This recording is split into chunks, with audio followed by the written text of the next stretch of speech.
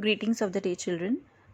In the last lecture, we have discussed, or rather, we have analyzed the poem Silver, which is written by Walter Delamere. In this lecture, we are going to discuss the warming up activities, or the marginal questions, and the English workshop of the poem Silver. We are also going to see the appreciation of the poem. So, let us begin with the first question of the warming up activity. The first question is, imagine that your class has to be divided into groups or houses. Each house will have their own color, symbol, emblem, motto, dress code, a common room with objects of their interest and suitable furniture. Think of sets of 4 names for the groups. From groups, form groups and work out the imaginary details of each set. Some suggestions are name, color, yellow, symbol. Name color will be yellow, symbol will be the sun, motto will be health is wealth, dress code can be yellow waist belt, etc. Cane furniture, green and yellow curtains, and herbariums in the common room. So they have given the category like the metals, and you have to give 4 names of the metals. Like if you have to form 4 groups and you are naming the groups on the basis of their metal, then the 4 metals can be steel, copper, silver and gold. Similarly, the flowers can be rose, lotus, lily, sunflower. Similarly, the stars or galaxies, if they have to form the groups, 4 groups, the name of the 4 groups on the basis of um, stars or galaxies will be Milky Way galaxy, Sun, Andromeda, and Sirius. That is a star. On the basis of trees, it can be Neem, Banyan, Gulmohar and Ashoka, which is already given in the textbook. And on the basis of season, it can be summer, winter, spring or autumn. Moving ahead to the next question. The next question is, read the lines of the following poem, guess and fill in suitable words to make the lines rhyming. So you have to fill in the blanks to complete the poem, and you also have to see that you end the words with the rhyming words. So the poem is Golden Glow. Soon after dawn,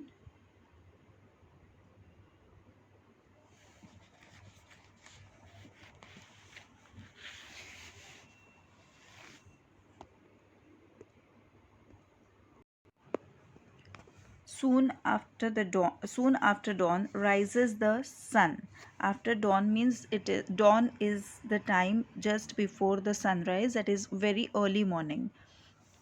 So soon after dawn rises the sun. It walks and enlivens everyone. So sun and one rhymes. It scares away the long dark night. The shining stars go out of sight. Again, night and sight rhyme. From tree to tree, birds flit and cry, searching for food with a sharp eye. Cry and eye rhyme. The buds that open now show their color. As flowers they dance with beauty and splendor. Color and splendor rhyme. The hill slope wears a grassy green dress. The curved sparkling river it gold possess. Dress and possess. Again rhyme. The cock then crows to give a loud call. Come on, wake up folks, one and all. Call and all rhyme. I then wake up good morning to say, let's all look forward to a golden day. Again, say and day rhyme. So that is how we can complete the poem. In this poem, we have only one marginal question, that is, which of the objects or animals, etc., mentioned in the poem are at rest without any motion. So the answer is the objects that are at rest without any motion are trees, casements, that is, windows, thatch, kennel, coot, and water. The animals that are at rest without any motion are dog, doves, and fish. Moving ahead to the English workshop. The first question is, if you were asked to draw a detailed picture of the scene described in the poem, what object, animals, natural features, etc. will you show in the picture? Make a list. Children, these answers can vary person to person, but in general, I am giving you the answers which you may or may not implement, or which you may not implement, you may not use. You may add your own answers, or you can make the changes accordingly. These are the answers which according to me I feel should be written. The objects can be houses, windows, kennel, and nests. Animals can be dog, dove, mouse, fish. And the natural features can be moon, moonlight, trees, fruits, rivers, and the river plants or the water plants, aquatic plants. I have taken these answers because this answer because all these things mentioned in the answer are in the poem as well. Moving ahead to the next question. Write the rhyming words and the rhyme scheme of the poem. See the language study pages given at the end. So the rhyming words in this poem are moon, shoon, catch, hatch, seas, trees, log, dog, peep, sleep, by, eye, gleam, stream. And the rhyme scheme of the poem is A A B B C C D D E E and so on. Next question. Underline the word silver or silvery in the poem. In which line does it occur? What pattern does it show? The word silver or silvery appears in every alternate line of the poem. The even lines of the poem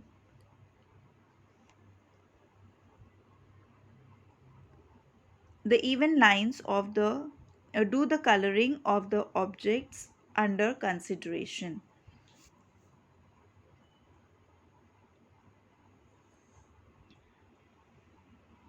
So on the second line you can see the words, then the fourth line, the sixth line. The meaning of the last line is the even lines do the coloring of the objects under consideration, means the word silver or the color silver or silvery is used in the second, fourth, sixth, eighth, all these even lines. Next question. Can you think of a parallel scene or draw or of dawn or evening while everything is steeped in golden light? So children, the way the things appear silver in the night, similarly when the sunlight falls on the things, it appears yellowish in color or golden in color, and that can be the scene which you can think of, or of dawn or evening, dawn, early morning, or in the at the time of sunrise or at the time of sunset. It appears silver in color, golden in color, so that you can definitely depict. So the answer would be dawn is the first appearance of light in the sky before sunrise. The golden glow covering the sky signals to the animals, especially the birds, that the sun is about to rise. As a result, there is a lot of chirping of the birds, like the rooster, the cuckoo, and many more. The birds chirping are like a wake up call for everyone. This is a golden light covering the sky. The golden light marks the beginning of a new day.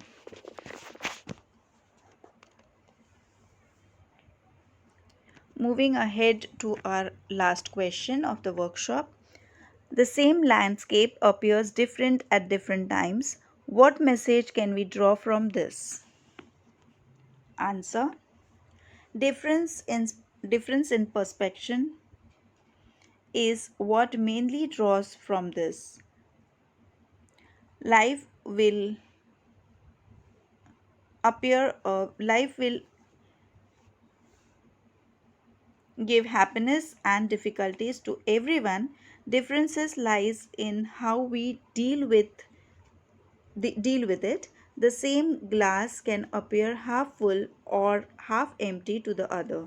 It all depends on what we perceive or how we perceive things. So here we come to the end of the workshop as well.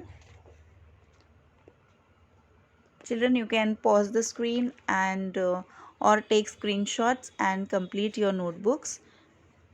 Thank you so much. Coming to the appreciation of the poem. Nowadays, we need to write the appreciation of the poem in the paragraph format, although you can take help of the points which are given, like the title, the author. So, first of all, we mention the title of the poem and the author. So, we can begin the appreciation of the poem by writing Silver is written by Walter Delamere. Then we have to write the rhyme scheme or the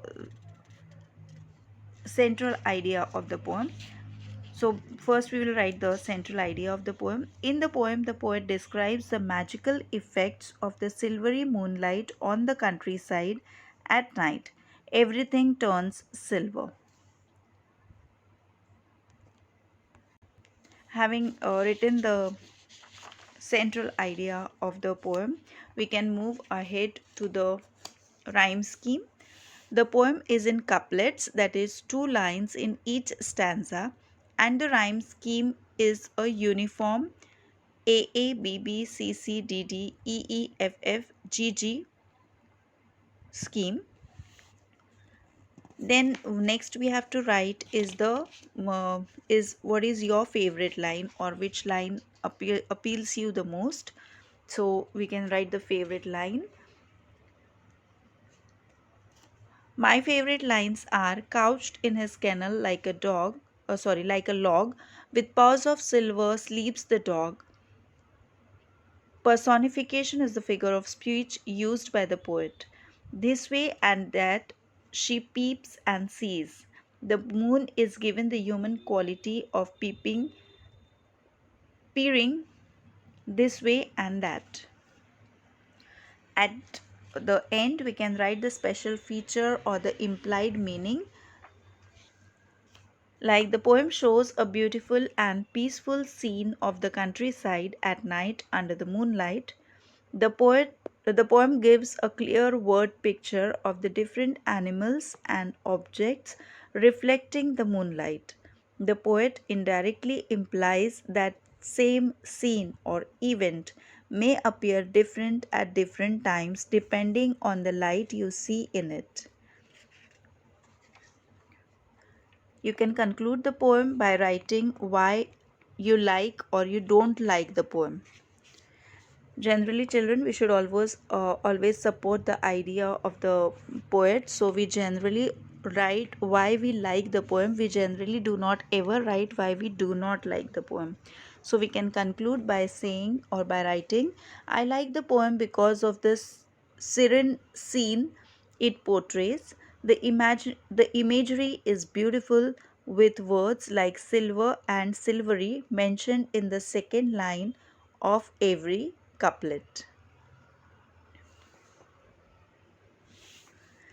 That is how we can write the appreciation of the poem. Thank you so much.